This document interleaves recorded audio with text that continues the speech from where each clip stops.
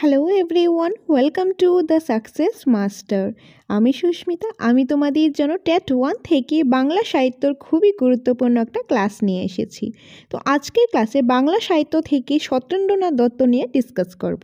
প্রথমে আমরা কনসেপ্টটা ডিপলি দেখে নেব, তারপর আমরা কোশ্চেন আনসার আর এমসিকিউস নিয়ে প্র্যাকটিস করে নেব। তো তোমরা স্কিপ না করে ক্লাসটা লাস্ট পর্যন্ত দেখতে থাকো, তাহলে আশা করি তোমাদের অনেকটাই কাজে আসবে। এখন তাহলে দেরি না করে আজকের ক্লাসটা আমি শুরু করছি। টেট 1 বাংলা সাহিত্য থেকে সত্যেন্দ্রনাথ দত্ত। সো আজকে প্রথমে কনসেপ্ট দেখে নেব। সত্যেন্দ্রনাথ দত্ত জন্মগ্রহণ করেন। সত্যেন্দ্রনাথ দত্ত কবে জন্মগ্রহণ করেন? 1882 খ্রিস্টাব্দে জন্মগ্রহণ করেন। সো সত্যেন্দ্রনাথ জন্মগ্রহণ করেন 1882 খ্রিস্টাব্দে।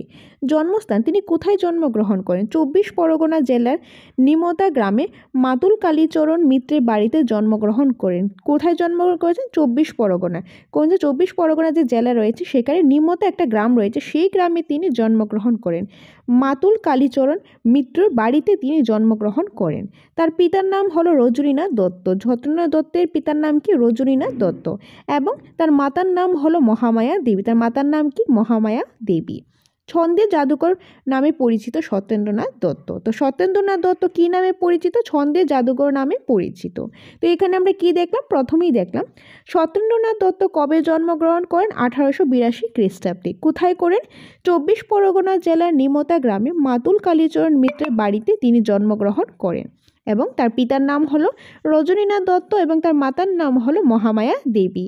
আর তিনি ছন্দের জাদুকর নামে পরিচিত। তো ছন্দের জাদুকর নামে কে পরিচিত? সত্যেন্দ্রনাথ দত্ত। নেক্সট রয়েছে, সত্যেন্দ্রনাথ দত্ত প্রায় কোন ছদ্মনাম ব্যবহার করতেন? যে সত্যেন্দ্রনাথ দত্ত প্রায় একটা ছদ্মনাম ব্যবহার করতেন, সেই ছদ্মনামটার নাম কি? সেটা হলো শ্রীনব কুমার কবিরত্ন। শ্রীনব কুমার কবিরত্ন।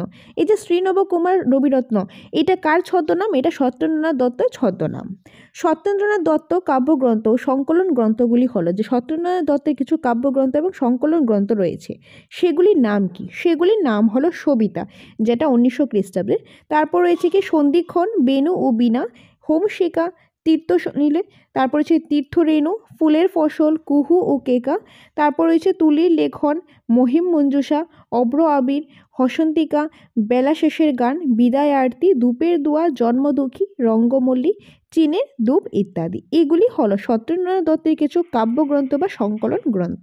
তো এগুলি তোমাদের কিন্তু মনে রাখতে লাগবে, কারণ এখান থেকে কিন্তু ধরো যে কোনো, ধরো একটু ঘুরিয়ে কোশ্চেন দিতে পারে বা যে কোনো একটা নাম দিতে পারে। ধরো বললো নিচের কোনটা সত্যেন্দ্রনাথ দত্তের লেখা একটি কাব্যগ্রন্থ? ধরো অপশান দিয়ে দিল ধূপের দোয়া, বা অন্যান্য আরও 3টে নাম দিয়ে দিল, অন্য কোনো কাব্যগ্রন্থের নাম দিয়ে দিল। তখন কিন্তু আমাদের এই নামগুলি জানা থাকলে আমরা ইজিলি আনসার করতে লাগবো। তার জন্য এগুলি কিন্তু তোমরা ভালোভাবে শিখে নেবে। ওকে, খুবই ইম্পর্টেন্ট। তো নেক্সট রয়েছে, সত্যেন্দ্রনাথ দত্তকে ছন্দের জাদুকর বলেছেন। এই সত্যেন্দ্রনাথ দত্ত কী নামে পরিচিত ছিল? ছন্দের জাদুকর। এই যে ছন্দের জাদুকর, এটা এটা কে বলেছেন? এই যে ছন্দের জাদুকর বলে কে অভিহিত করেছিলেন? তিনি হলেন রবীন্দ্রনাথ ঠাকুর। রবীন্দ্রনাথ ঠাকুর সত্যেন্দ্রনাথ দত্তকে ছন্দের জাদুকর বলেছিলেন। সত্যেন্দ্রনাথ দত্ত কী ধরনের কবি ছিলেন? তিনি আবেগপ্রবণ গীতিকবি ছিলেন। কী ধরনের কবি? আবেগপ্রবণ গীতিকবি ছিলেন সত্যেন্দ্রনাথ দত্ত। সত্যেন্দ্রনাথ দত্ত কার অনুসারী কবি ছিলেন? রবীন্দ্র অনুসারী কবি ছিলেন। তিনি কার অনুসারী কবি ছিলেন? রবীন্দ্র অনুসারী কবি ছিলেন। নেক্সট রয়েছে, সত্যেন্দ্রনাথ দত্তের ছন্দ বিষয়ক প্রবন্ধ ছন্দ সরস্বতী কোন পত্রিকায় প্রকাশিত হয়? যে সত্যেন্দ্রনাথ দত্ত ছন্দ বিষয়ক যে প্রবন্ধ, এগুলি ছন্দ সরস্বতী একটা পত্রিকার মধ্যে প্রকাশিত হয়েছে। আর সেই পত্রিকাটার নাম কি? সেই পত্রিকাটার নাম হলো ভারতী পত্রিকা।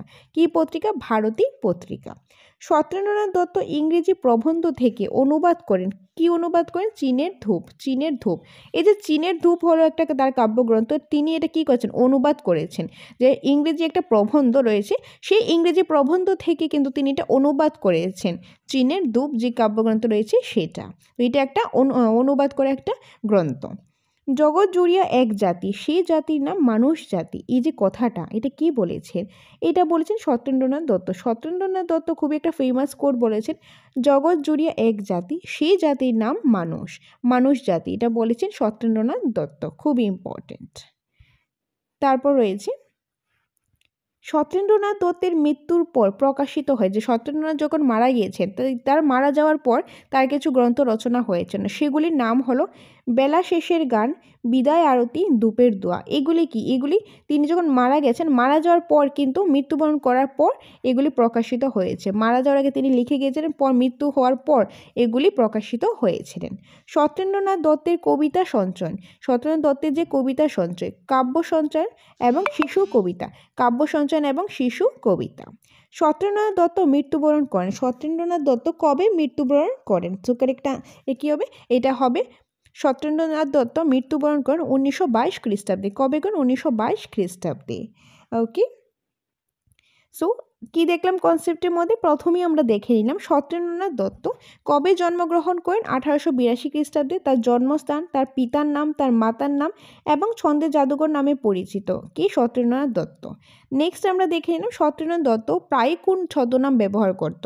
তো তিনি শ্রীনব কুমার কবিরত্ন এই ছদ্মনামটা তিনি ব্যবহার করত। তারপর আমরা কিছু কাব্যগ্রন্থ ও সংকলন গ্রন্থ দেখে নিয়েছি, তার নামগুলি আমরা দেখে নিয়েছি। খুব ইম্পর্টেন্ট পার্ট, একদমই এটা স্কিপ করবে না।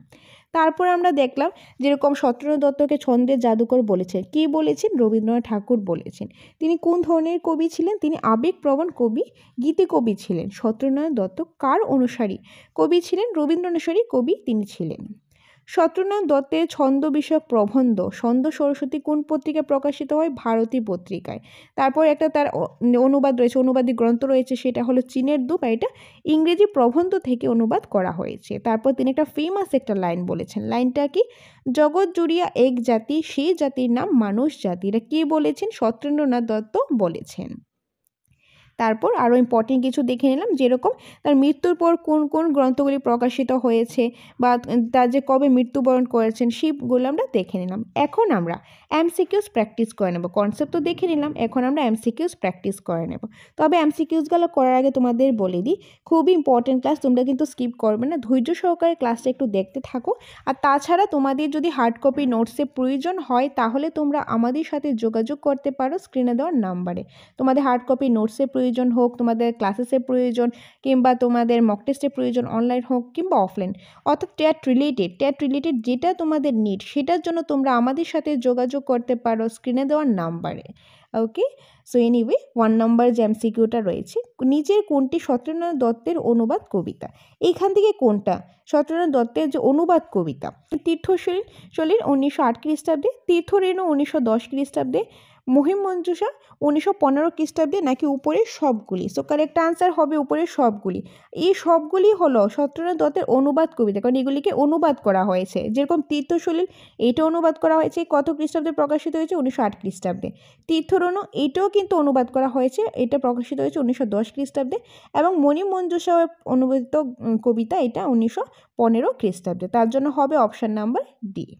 নেক্সট রয়েছে 2 নাম্বার, নিচে কোনটি সত্যেন্দ্রনাথ দত্তের ব্যঙ্গ কবিতা? এখান থেকে কোনটা সত্যেন্দ্রনাথ দত্তের যে ব্যঙ্গ কবিতা? হস্তান্তিকা, জন্মদুঃখী, ধূপের দোয়া, চীনের ধূপ। সো কারেক্ট আনসার কি হবে? হস্তান্তিকা। হস্তান্তিকা হলো একটি ব্যঙ্গ কবিতা। এটি কি ধরনের কবিতা? এটি হলো একটি ব্যঙ্গ কবিতা। ছন্দের জাদুকর কাকে বলা হতো? ছন্দের জাদুকর বলা হতো সত্যেন্দ্রনাথ দত্তকে। কাকে? সত্যেন্দ্রনাথ দত্তকে। এই যে সত্যেন্দ্রনাথ দত্তকে ছন্দের জাদুকর বলেছেন, কে বলেছেন? রবীন্দ্রনাথ ঠাকুর বলেছেন। 4 নম্বর, কে সত্যেন্দ্রনাথ দত্তকে ছন্দ রাজা বা ছন্দের জাদুকর বলেছেন? এখনই জাস্ট বললাম, রবীন্দ্রনাথ ঠাকুর বলেছেন। কে বলেছেন? রবীন্দ্রনাথ ঠাকুর। 5 নম্বর, সত্যেন্দ্রনাথ দত্ত কার অনুসারী কবি ছিলেন? যে সত্যেন্দ্রনাথ দত্ত কার অনুসারী কবি ছিলেন? রবীন্দ্র অনুসারী, কালিদাসী, নজরুল অনুসারী, উপরে কোনোটিই নয়। সো কারেক্ট আনসার রবীন্দ্র অনুসারী। তিনি রবীন্দ্র অনুসারী কবি ছিলেন। So option number A is the correct answer. 6 নম্বরে রয়েছে, নিচের কোনটি সত্যেন্দ্রনাথ দত্তের মৌলিক নাটিকা এবং একাঙ্কিকার সংকলন? জন্মদুঃখী 1912 খ্রিস্টাব্দে, রঙ্গমল্লী বা রঙ্গলীলা 1913 খ্রিস্টাব্দে, ধূপের দোয়া 1929 খ্রিস্টাব্দে, চীনের ধূপ 1912 খ্রিস্টাব্দে।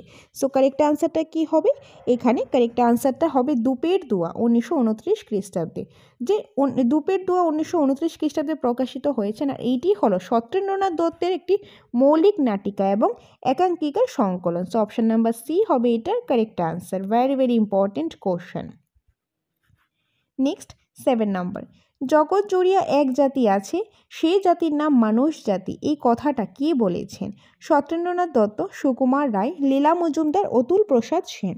সো কারেক্ট আনসার হবে সত্যেন্দ্রনাথ দত্ত। সত্যেন্দ্রনাথ দত্তই বলেছেন জগৎ জুড়িয়া এক জাতি আছে, সেই জাতির নামই হলো মানুষ। কে বলেছেন? Satyendranath Dutta. Option number A. Next question 8 number. 24 Pargana জেলার নিমতা গ্রামে কে জন্মগ্রহণ করেন? সত্যেন্দ্রনাথ দত্ত 24 পরগনা জেলার নিমতা গ্রামে জন্মগ্রহণ করেন। So option number A is the correct answer. Okay, so এই ছিল আজকের ক্লাসের ইম্পর্টেন্ট কিছু কোশ্চেন আনসার আর এমসিকিউস। তো আমরা প্রথমেই কনসেপ্ট দেখে নিলাম, তারপর আমরা এখানে এমসিকিউসও প্র্যাকটিস করে নিলাম। তো আশা করি তোমাদের কাছে ভালো লেগেছে, তোমাদের কাছে এই ক্লাসটা হেল্পফুল লেগেছে। তো এইভাবেই করে তোমাদের জন্য আরও ইনফরমেটিভ ক্লাস আমরা দ্য সাকসেস মাস্টারের মাধ্যমে নিয়ে আসবো। সেটার জন্য তোমরা আমাদের পাশে থাকো, সাথে থাকো। তাছাড়া তোমাদের যদি হার্ড কপি নোটসের প্রয়োজন হয়, তোমাদের ক্লাসেসের প্রয়োজন হয়, কিংবা তোমাদের মক টেস্টের প্রয়োজন হয়, সেটা অনলাইন হোক কিংবা অফলাইন, যেটাই তোমাদের প্রয়োজন, সেটার জন্য তোমরা আমাদের সাথে যোগাযোগ করতে পারো স্ক্রিনে দেওয়ার নাম্বারে। টেট রিলেটেড তোমাদের হার্ড কপি নোটস, তোমাদের ক্লাস, তোমাদের মক টেস্ট, অনলাইন অফলাইন প্র্যাকটিসের যেটাই তোমাদের প্রয়োজন, সেটার জন্য আমাদের সাথে যোগাযোগ করতে পারো স্ক্রিনে দেওয়া নাম্বারে। এটাই তোমাদের সাথে শেয়ার করার ছিল। তো দেখা হবে তোমাদের সাথে পরবর্তী আরেকটি ক্লাসে। Thanks for watching.